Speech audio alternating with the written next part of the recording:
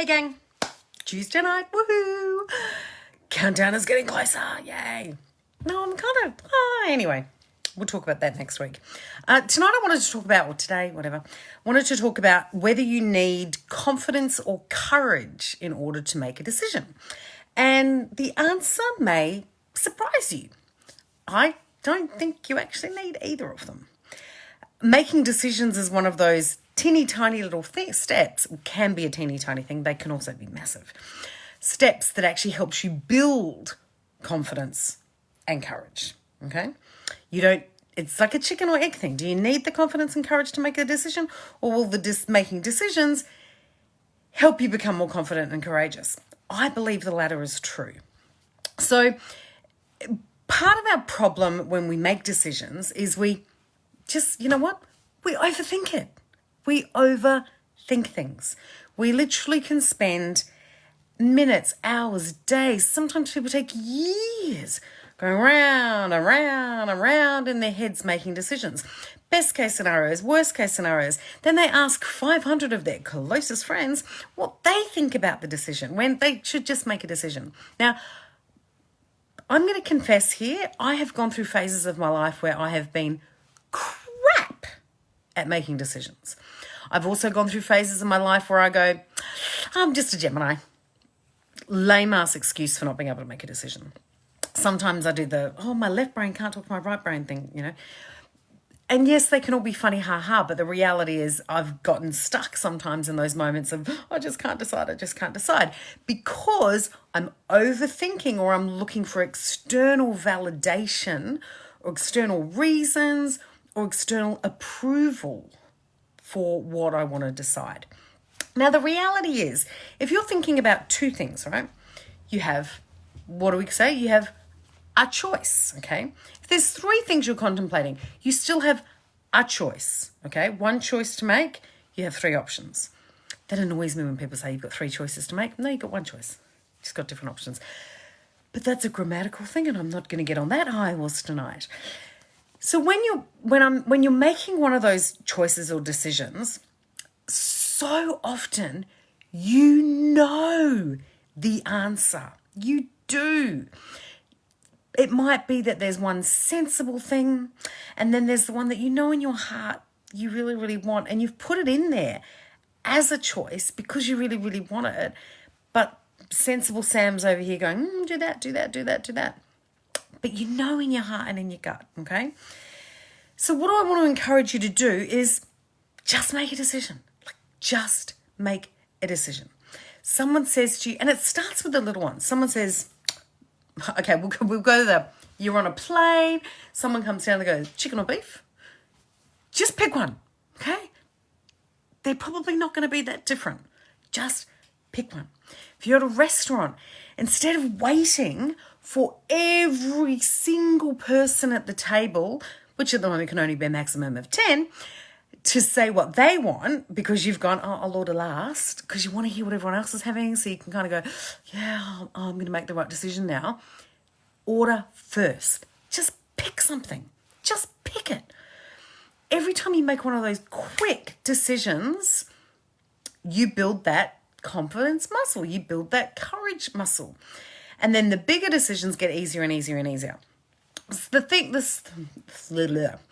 The trick when you make those decisions, though, is another C word. So we've made the choice. We've had a choice. And then the second one is you have got to commit. You have to commit. You have to commit. You have to commit. I'll give you an example. I just need my glasses for this. Entertain yourselves while I'm getting my glasses. There you go. So my grandmother was a funny old lady. Funny sometimes and funny not so funny sometimes. And we would go out for dinner.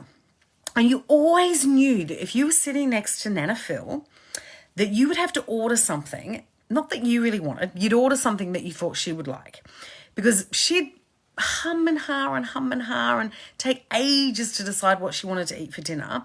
Then her food would come and she'd have her glasses on and she'd put her glasses down like this and she'd get her fork and she'd kind of go like this with the food and then she'd go like that and she'd go, and she'd say, I didn't order this. And then she'd look at your food. She'd be like, I ordered that. And then you'd have to swap foods every single time. because she couldn't decide what she wanted, and then yours looked better every single time. Don't be Nana Phil. Make a decision and stick to it. And the more you make these decisions, the more you just stand in the choice bit, you're just doing it, easier it will be. When you wake up tomorrow morning, just look at your wardrobe and decide.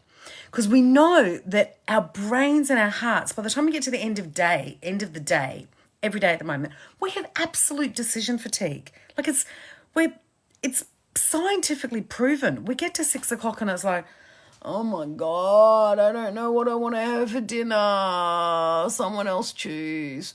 Which is why so many things like HelloFresh, menu, what's the other food delivery? I can't remember. Marley Spoon, or any of those food things that just arrive and you don't have to think about it, are doing so well because people are exhausted. People can't make up their minds about the simplest of things. They really can't.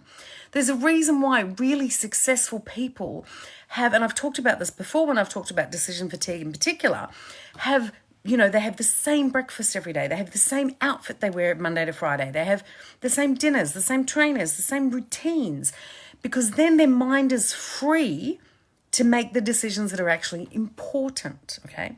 But what you and I, Joe and Jill Blow, do a lot of the time is we're using all that capacity that we have to make decisions to just go round and round the mulberry bush on the minutiae of life. Will I have a sugar in my coffee or won't I have a sugar in my coffee? It's a really easy decision.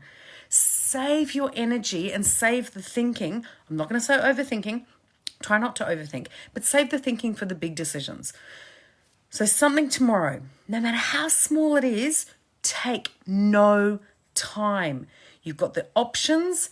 Just go with the first C word, choice, like that. Then the second C word, commit, like that. These lives are a great example of that. I woke up and went, I'm going to do 365 days of Facebook Lives because I needed to do something to get me out of my funk and my fear of video. So I made the choice, made the decision to do it. Then what did I do? I committed 365 days, and God knows how many it'd be by the time we finished because we stuffed up the numbering. Doesn't really matter. But I still fart ass around some mornings deciding what I'm going to wear. It's human nature, okay?